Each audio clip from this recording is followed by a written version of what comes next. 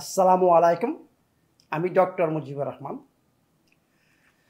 বই নিয়ে আলোচনা কন্টিনিউ হচ্ছে। আজকে আলোচনা করব স্বাস্থ্যকর রান্নাঘর। এর আগে বই সবগুলা যেগুলো চ্যাপ্টার ছিল আলোচনা হয়েছে। যারা আমার ভিডিওগুলো ফলো করেন তারা অবশ্যই জানবেন যে আগে কি আলোচনা করেছি। আমি চাচ্ছি এই বইটা সম্পূর্ণ আমি আলোচনা করব, যাতে আপনারা বুঝতে পারেন যে কিসের জন্য এই বইটা আপনার জন্য দরকার। কারণ এই বইটা আমি বারে বারে বলি যে আমার কনসালটেশন, আমার ট্রিটমেন্ট, আমার ক্লিনিকে এগুলো সব রিপ্লেসমেন্ট, সেমিনারের রিপ্লেসমেন্ট এই বইটা যারা বুঝতে পারবেন, এই বইটা যারা ফলো করবেন, তারা অবশ্যই সুস্থ থাকবেন এবং সুস্থ হবেন ইনশাল্লাহ, যদি শরীরের ড্যামেজ, ক্ষতি খুব বেশি না করে থাকেন। তাহলে আসুন, স্বাস্থ্যকর রান্নাঘর এটা আবার কি জিনিস। বইতে সুন্দর মতো লেখা আছে, আপনি যদি একটু পড়েন, বাংলা লেখা কিন্তু, তবুও এক্সট্রা আমি বলতেছি, কারণ অনেকেই বলেন যে ভিডিও ভালো, পড়তে ইচ্ছা হয় না। যারা পড়তে পারেন, সম্পূর্ণ লেখা আছে এখানে। আমরা যদি এই স্বাস্থ্যকর রান্নাঘরটি না করি, যেটাকে আমি বলি হেলথি কিচেন, যদি আমাদের না হয়, আমরা 1 নম্বর সূত্র সঠিকভাবে পালন করতে পারবো না। হেলথি কিচেন এবং 1 নম্বর সূত্র ওতপ্রোতভাবে জড়িত। 1 নম্বর সূত্র ছাড়া ইম্পসিবল সুস্থ থাকা এবং সুস্থ হওয়া। এবং আমরা যদি হাউস অফ হারমোনি থেকে দামি দামি খাবার বা অন্যান্য সোর্স থেকে দামি দামি খাবার আমরা সংগ্রহ করি এবং যদি ঠিক মতো পাক না করতে পারি, আমাদের হেলথি কিচেন না হয়, তাহলে এটার কোনো মানে হয় না। এই যে টাকা পয়সা খরচ করে এত দামি জিনিস নিয়ে আসলেন, এবং হেলথি কিচেন না থাকার জন্য এই দামি জিনিসগুলো এক্স্যাক্টলি আপনার যদি ওই জিনিসগুলো বাইরের মার্কেটে সস্তা হচ্ছেন এবং যেখানেই সুপার মার্কেটে কিনতেন একই অবস্থা হবে। আমি সবসময় বলি অক্সিডাইজ ফুড এটা কি বলা বুঝেন? লোহা যখন বাইরে রাখবেন তখন জংকার পরে, তাই না? Exactly same thing.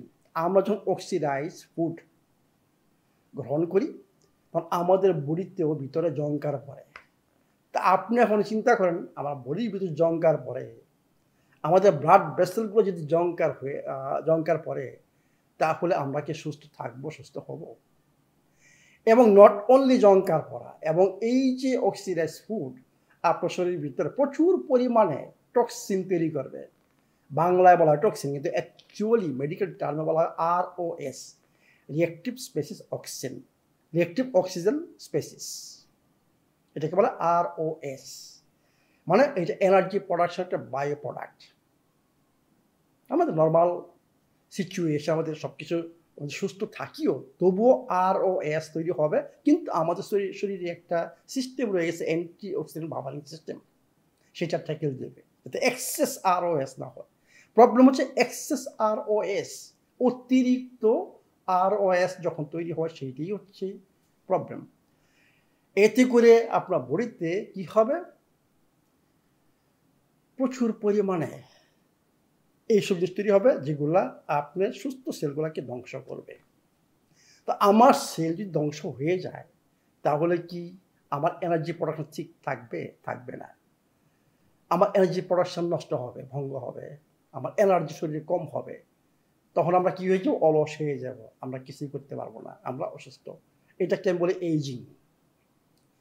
তো এখন যাতে এই অক্সিডেশন না হয়, আপনার যে ন্যাচারাল খাবার খাচ্ছে, সেই ন্যাচারাল খাবারের যে বৈশিষ্ট্যগুলো রয়ে গেছে, সেগুলোকে মানে রাখার জন্য আপনাকে হেলথি কিচেন মাস্ট তৈরি করতে হবে। আমি বাংলাদেশে হেলথি কিচেন সব কিছু পাঠিয়েছি। আগে আমি রিকমেন্ড করতে ইন্ডাকশান কুকার, এবং ইন্ডাকশান কুকারের জন্য আপনার স্পেশাল পট লাগবে। 2টা ওয়ে, হেলথি ওয়ে পাক করা। একটা হচ্ছে আপনার ইন্ডাকশন কুকারের মাধ্যমে, এবং এই পট ইন্ডাকশন কুকারের জন্য স্পেশাল পটের দরকার, সেই পট আপনাকে মাস্ট থাকতে হবে, কুকিং পটস। অন্য হচ্ছে যে আমাদের কুবিংসের মাল্টি কুকার প্রেশার, এবং একটা ব্লেন্ডার, একটা জুসার। আপনি কিছু যদি এই তিনটা জিনিস থাকে, আপনি 100% আপনার খাবারগুলো অক্সিডাইজ হবে না, ইম্পসিবল। এবং এর মাধ্যমে আপনার অন্যান্য ইন্ডাকশন কুকারের দরকার হবে না, গ্যাসের চুলার দরকার হবে না, বিভিন্ন ধরনের পট আপনার যে রাখছেন ওগুলো দরকার হবে না, এবং আপনার ধোয়া টোয়া বুঝছেন যে পাতিল ধোয়া এগুলো দরকার হবে না। শুধু একটা কি করতে হবে, যখন ব্লেন্ডার দিয়ে ব্লেন্ড করবেন এটাকে পরিষ্কার করতে হবে, ধুইতে হবে। জুসার যখন জুস খাবেন পরিষ্কার করতে হবে।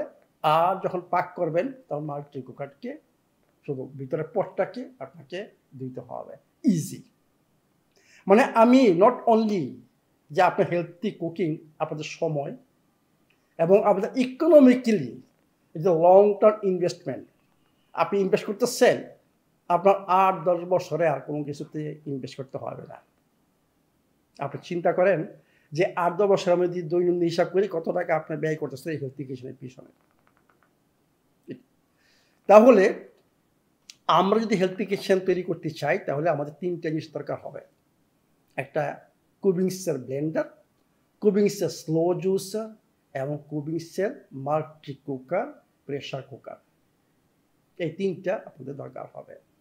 আপনাদের একটা ভালো সুযোগ রয়ে গেছে, আপনি যদি একটা জুসার কিনেন আপনি একটা মাল্টি কুকার ফ্রি পাচ্ছেন, আবার একটা ব্লেন্ডার কিনলে আপনি একটা মাল্টি কুকার ফ্রি পাচ্ছেন। এর মানে কি, আপনি যদি একটা জুসার এবং একটা ব্লেন্ডার কিনেন আপনি 2টা মাল্টি কুকার পাচ্ছেন। এই 2টা মাল্টি কুকারের মাধ্যমে আপনার মেনু, লাঞ্চ ডিনার যাই বলেন, আপনার মেনু আপনি একসাথে তৈরি করতে পারবেন। কারণ একটা মাল্টি কুকার হলে আপনি শুধু একটা মেনু তৈরি করতে পারবেন, একটা তৈরি হলে এরপর 8টা করতে হবে, কারণ একই সাথে 2টা পারবেন না। আর 2টা মাল্টি কুকার হলে আপনি 2টা মেনু একসাথে করতে পারবেন। দেখুন, এরপরে আমি আসবো রিসিপ এবং ফর্মুলা। যখন রিসিপ ফর্মুলা আসবে আপনি বুঝতে পারবেন কিসের জন্য দরকার, এবং এইগুলা স্লো জুসার তৈরি করতে হবে এবং ব্লেন্ডার তৈরি করতে হবে। আপনার পাকটা করতে হবে কোথায়? মাল্টি কুকারে। এই জন্য বলি যে আপনি যে সুস্থ থাকতে চান এবং সুস্থ হতে চান, আপনার এই 3টা জিনিস দরকার। আমি জানি যে এইগুলা অত্যন্ত দামি জিনিস, কিন্তু এগুলো এক্সক্লুসিভ জিনিস। আপনার খাবারের যে হেলথ বেনিফিটসগুলা সেগুলো সম্পূর্ণ সংরক্ষিত থাকবে এভাবে যদি আপনি পাক করেন, এভাবে যদি জুস তৈরি করেন। এই জুসকে আমি বলি কি, কোল্ড প্রেস জুস। যে কোনো জুসটা যদি আপনি জুস তৈরি করেন এটা হিট হয়ে যায়, গ্রাইন্ড হয়ে যায়, সেলুলার স্ট্রাকচার নষ্ট হয়ে যায়। কিন্তু এইখানে আপনার একবারে অরিজিন নেচার থেকে যেটা আসছে সেটি পাচ্ছেন, শুধু ইনসলুবল ফাইবারটা ছাড়া। আপনি সমস্ত মনে করেন গ্রিন জুস এটা তৈরি করলেন, আপনার সালাদ খাচ্ছেন, যেই উপকারটা পাবেন, এবং সালাদের উপকারটা নাও পেতেন যদি আপনার ডাইজেশন ভালো না থাকে। আসল জুসের যদি আপনি এই ভেজিটেবলসগুলো যদি জুস তৈরি করে খান, আপনার বায়ো অ্যাভেলেবিলিটি এবং বায়ো অ্যাক্টিভ, মানে আপনার এই যে নিউট্রিয়েন্টস মানে পুষ্টি সরাসরি সেল পাবে, ডাইজেশনের সময় দরকার নাই, সরাসরি অ্যাবজর্ব হয়ে চলে যাবে সেলে, সেল পাচ্ছে এনার্জি প্রোডাকশনে। তাহলে আপনি দেখেন যে আমি এবং এই যে জিনিসগুলা দিস এক্সক্লুসিভ, দামি কিন্তু এক্সক্লুসিভ, লং টার্ম এবং কোয়ালিটি। চাইনিজ স্লো জুসার পাবেন, এগুলো সব পাবেন, কিন্তু আপনি 6 মাস 1 বছর ইউজ করার পরে দেখবেন যে কোয়ালিটি ঠিকমতো হচ্ছে না বা নষ্ট হয়ে যাচ্ছে। আর এইটা আপনার বছর পর বছর একই কোয়ালিটি এবং আপনার কোনো কিছু প্রবলেম হবে না। এই জন্য আমি যদি টাকা সেভ করিও, মনে করেন এইটার দাম 4-5 গুণ বেশি সাপোজ, কিন্তু এট দ্য এন্ড আপনি যদি কন্টিনিউ করেন আপনার আরও 10 গুণ টাকা ব্যয় করতে হবে। এই জন্য বলি যে ওয়ান টাইম ইনভেস্টমেন্ট, এখানে শুধু one time investment, nothing else. তাহলে কিসের জন্য বললাম যে এইগুলা দরকার? আর হেলথি কিচেন ছাড়া ইম্পসিবল আপনার সুস্থ হওয়া। আপনার ১ নাম্বার সূত্র ইম্পসিবল পালন করা হেলথি কিচেন ছাড়া। হেলথি কিচেন তৈরি করতে হলে আপনাকে এইগুলা মাস্ট লাগবে।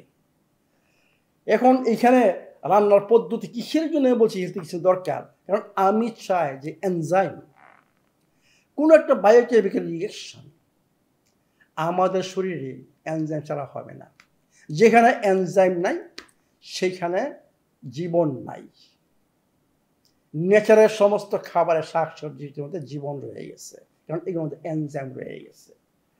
আমরা যে ডেড ফুড খাই, আমাদের শরীরে যে এনজাইমের ডেপো মানে রিজার্ভ রয়ে গেছে, সেটা খুব তাড়াতাড়ি শেষ হয়ে যাবে।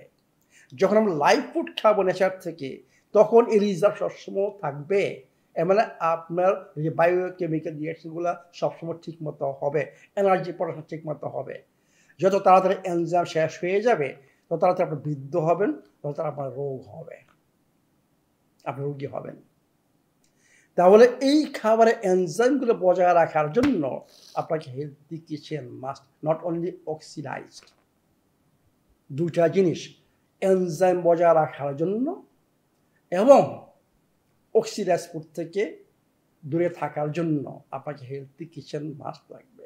এই দুইটা জিনিস ছাড়া ইম্পসিবল সুস্থ থাকা এবং সুস্থ হওয়া। তাহলে এটা পড়ে নেবেন। আর আমি বললাম যে কিসের জন্য এবং কীভাবে আপনার হেলথি কিছু তৈরি করতে হবে এবং কিসের জন্য হেলথি কিছু দরকার, এইটা শুধু আমি জাস্ট সংক্ষেপে বললাম। ভালো থাকুন, সুস্থ থাকুন।